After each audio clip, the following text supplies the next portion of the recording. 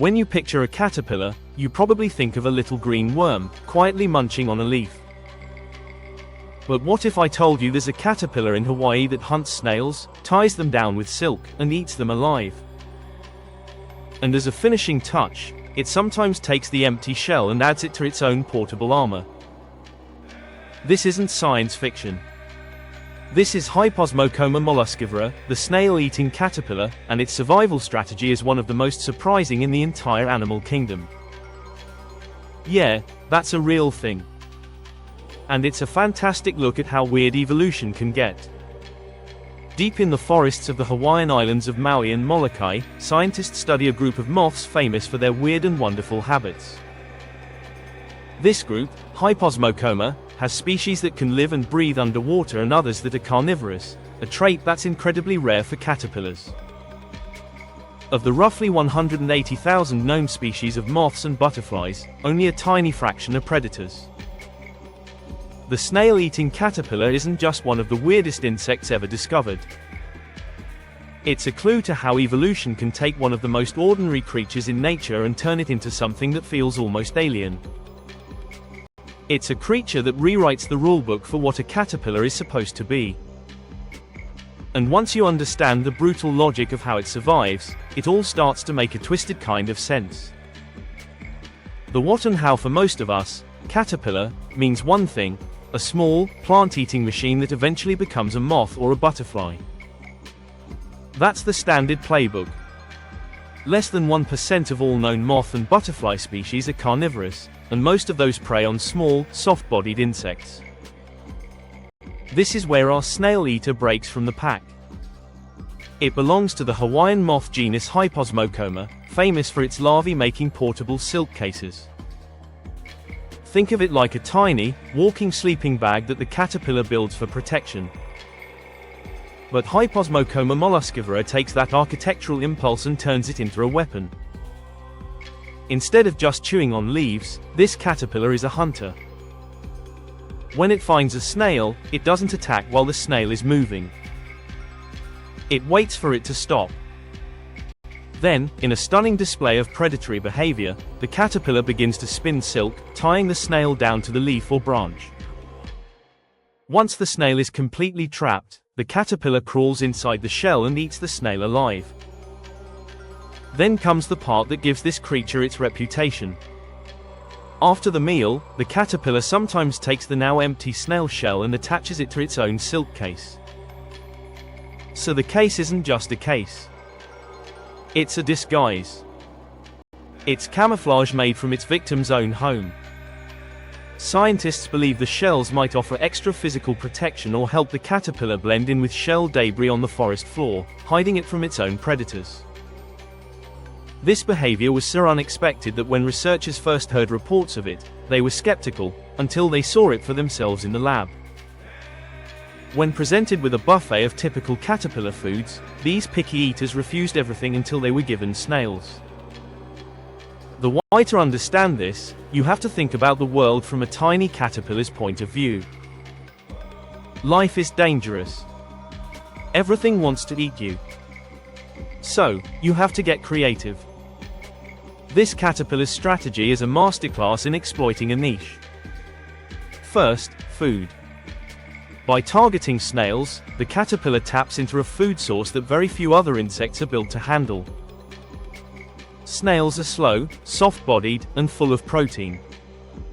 The web-spinning trick allows a small, equally slow caterpillar to immobilize prey that it couldn't otherwise overpower. It's a brilliant way to secure a meal. Second, shelter and defense. Living in a portable case already offers great protection. But adding snail shells to the exterior is next level. This gruesome armor is a form of camouflage. To a predator hunting by sight, a caterpillar covered in snail shells might not look like a living, juicy target. Instead, it might look like just another piece of forest debris. It's a case of decorate or die. This strategy is a high-stakes solution to the universal problems of finding food and avoiding being eaten. It's a brutal, yet brilliant, adaptation. Nature doesn't care if a strategy is elegant or gross. It only cares if it works. And in the isolated forests of Hawaii, this one has worked for a very long time. If you're into strange science stories like this, go ahead and subscribe, because nature has a ridiculous number of creatures that sound completely made up, and the best ones are usually real. Broader context and stakes: this species isn't just weird. It's a product of one of the most unique evolutionary laboratories on Earth, Hawaii. Hawaiian ecosystems are famous for their one-of-a-kind species, but they are also tragically fragile. Invasive species, habitat loss, and climate change can devastate island organisms that have evolved in isolation and have nowhere else to go. The snail-eating caterpillar is a ghost from deep time. Genetic evidence suggests the Hyposmocoma lineage it belongs to is ancient, arriving in Hawaii as far back as 15 million years ago. That means its ancestors likely evolved on older Hawaiian islands that have long since eroded and sunk back into the sea. That's not just a cool fact. That's a survival story written on an almost unimaginable timescale. But surviving for millions of years is no guarantee of surviving the next 50. When a creature is only known from a small area, a single threat can become an existential one. Whether it's invasive ants, non-native plants choking out the native forest, or the loss of its specific snail prey, anything that disrupts the delicate web of life it depends on could be the final blow. This is where the weird bug story turns into a conservation story. A species that looks like a biological curiosity is actually a priceless data point. It tells us that evolution can produce astonishingly specialized organisms that push the boundaries of what we thought was possible. And it tells us that those organisms can disappear before most of the world even knows they exist. Deeper implications: the snail-eating caterpillar forces us to ask a bigger scientific question: how many other amazing behaviors are still hidden from us, simply because we assume we already know how a species is supposed to act? For years, the idea of a snail-eating caterpillar was just an odd rumor among a few naturalists. It was only when scientists like Daniel Rubinoff investigated seriously that this behavior was formally documented. This matters because evolution doesn't always create flashy, obvious changes. Sometimes, it produces tiny, highly specific behaviors that only make sense in one corner of one island. The Hyposmocoma genus is full of these surprises, with over 350 species that have adapted to all kinds of lifestyles, from eating lichens to living underwater. This also shows how specialization can be both a brilliant advantage and a dangerous trap. On one hand, being a snail killer allowed this caterpillar to find a meal no one else was fighting for. On the other hand, it has made the species dependent on a very specific and fragile environment. If that habitat changes, the strategy might suddenly stop working. That's the razor's edge that so many of evolution's masterpieces live on. There's another surprising angle here. This caterpillar completely blurs the lines we like to draw. We like clean categories: herbivore, carnivore, predator, prey.